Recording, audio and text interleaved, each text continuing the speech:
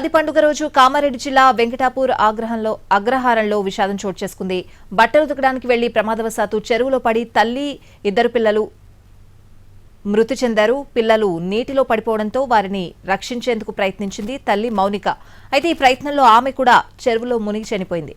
ముగ్గురు పిల్లల మృతదేహాలను పోలీసులు వెలికితీశారు. తల్లి మౌనిక డెడ్ బాడీ కోసం గాలిస్తున్నారు. అయితే అల్లుడే తన కూతుర్ని, పిల్లల్ని చంపాడని ఆరోపిస్తోంది మృతురాలి తల్లి. ఇటీవలే హాస్టల్ నుంచి పిల్లల్ని తీసుకొచ్చాడని చెప్తోంది. ప్రమాదవశాత్తు చెరువులో పడి చనిపోయారని చెప్తున్నాడని, కానీ అల్లుడే చంపాడని ఆరోపిస్తోంది. నా పేరు సుమల. అలా అమ్మమ్మనైతే నేను హాస్టల్ ఉంటుంది. హాస్టల్లోకి వెళ్ళి దోలుకొచ్చిండ్రు. వాళ్ళని ఎట్లా దోలుకపోయి చంపిండ్రో తెలియదు మాకు. జారి పడ్డారని చెప్తున్నాడు సార్. అన్న మాకు న్యాయం కావాలి, ఆయనకి శిక్ష పడాలి. అప్పుడు నా బిడ్డలు కూడా చంపిండు ఆయన.